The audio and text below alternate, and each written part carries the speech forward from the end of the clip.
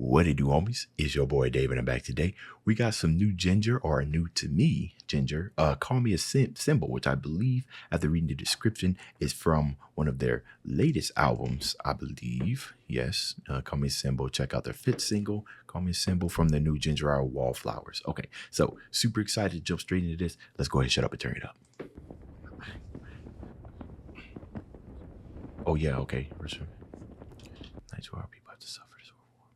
More lives will be lost before it's over. Help, I got this fly somewhere. Help stop this war by donating for Ukraine, protesting and screaming at the top of your lungs, no war.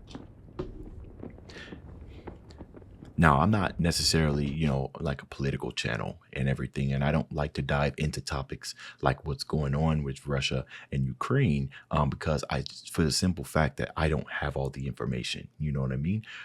If I was to say anything about it, I absolutely do not for any reason support war, no matter who it's going through, especially in this instance right here.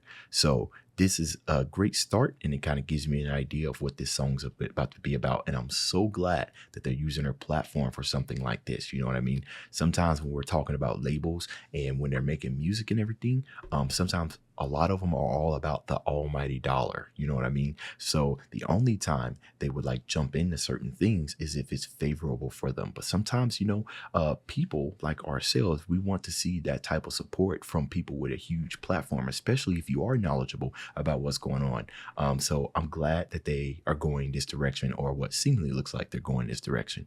Big kudos.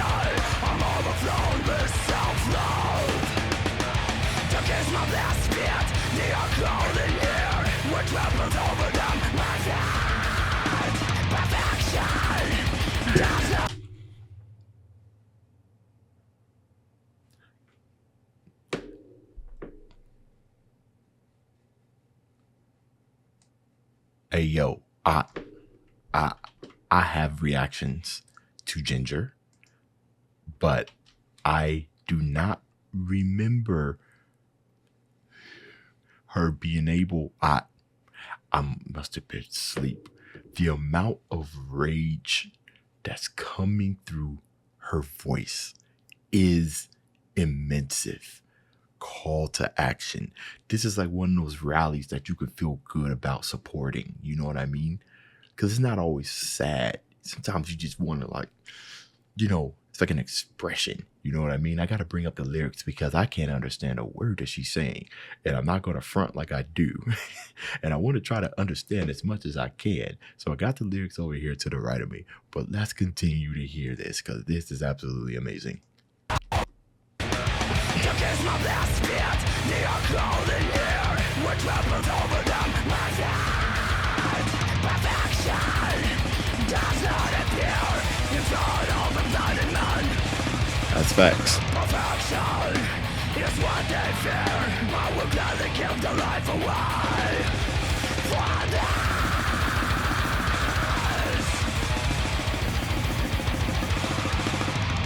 Won't you take a look at me? Surrounded, can't you see? Don't fear to burn your eyes. And how perfect I can be. This aching fantasy come into life. Vanity is my identity. I'm overflowing with self-loathe. To kiss my best fit, they are crawling here.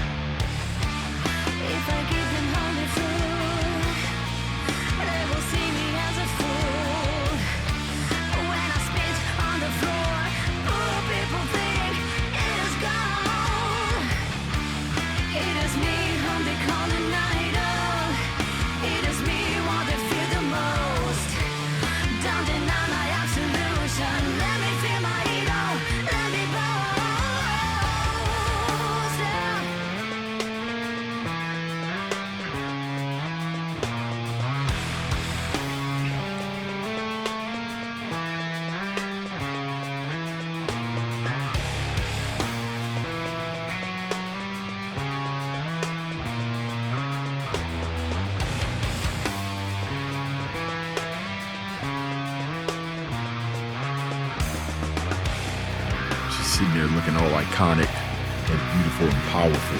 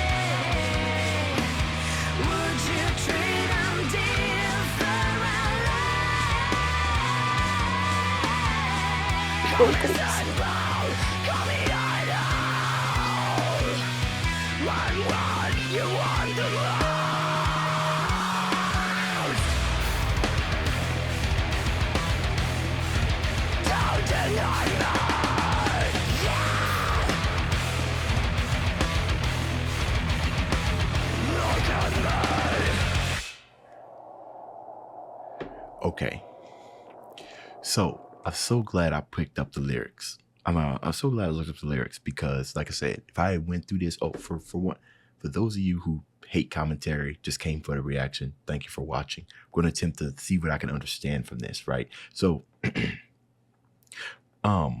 first off, look at me, right? So let's see that she's talking about herself, right? Then that kind of sounds like I'm getting a sense of vanity, right? And then they go in and they start talking about like perfection does not exist. That's what they let claim. These are the words of a broken man who give his life away, right? And then I started thinking about like massive amount of tension that women would receive. You know what I mean?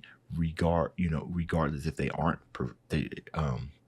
even if they aren't perfect, beauty's in the eyes of the beholder. You know what I mean?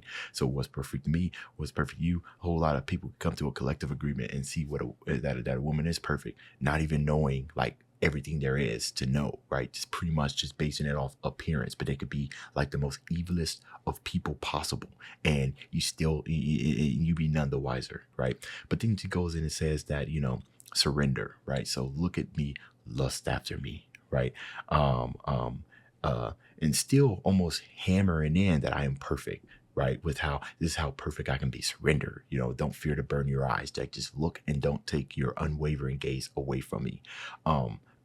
The sickest fantasy coming to life. I'm sitting here thinking that when you see somebody, and I think this definitely can apply to both men and women, but I'm thinking she's mostly just focusing on women, I think. But the sickest fantasy coming to life, because if you see somebody, got some sick individuals out there that just imagine themselves with this, doing all kinds of nastiest stuff. Vanity is my identity. That's what gave me that vanity type of feel, right? Because you're talking about me. I'm on this high horse, right? Look at me, lust after me. What tramples over to my feet? So taking advantage, right? Get down on the floor, kiss my feet, and I'm just gonna take advantage of you. And then further in there, when she says, I give them holy food, they will see me, holy food, they will see me as a fool. When I spit on the floor, poor people think that it's a goat. So if I give them holy food, they will see me as a fool. Poor people think it's goat. Oh, oh, interesting, poor people think it's gold, right? So if somebody comes to you and they have like this very, very high upbringing about themselves, right? What they've done is they've established a great value of themselves in your mind, right? And it gets to the point to where no matter what they sell, no matter what they buy, you are going to buy it up because they've spent this whole entire thing. And sometimes this isn't even like the woman's fault. Sometimes they could just be sitting there chilling, and then other people put them on a higher pedestal and everything. And then I guess at that point it's up to the woman to either take advantage of that, right, or continue to just remain humble. You know what I mean? But back to this is making me think of that one chick who was selling her bath water, I think, and people were buying that. You know what I mean? And so when she says, "When I spit on the floor, poor people think that is gold," that's what I compare that to, right? I mean, it was bath water. I can't get with it, but to each their own. No judgment here. You know what I mean? Don't deny my absolution, but I think that's what it is. It's almost like it's a duel, right? Like, this is something that women would crave. Not, well, I gotta be careful. I wouldn't necessarily say crave, but it's like one of them things where you look at somebody else and you're like, I wouldn't mind having those things, right? But at the same time, there's like this other side where the vanity and stuff can kind of get to you, and now you're thinking like you're absolute hot stuff. I don't know. I'm really trying to understand the message that she conveyed through here. But I think I'm pretty close. But anyways, this reaction is long enough. You guys let me know what y'all thought about this down in the comments. For those of you that stayed, that's the end of this video. If you enjoyed the content, leave a like and subscribe.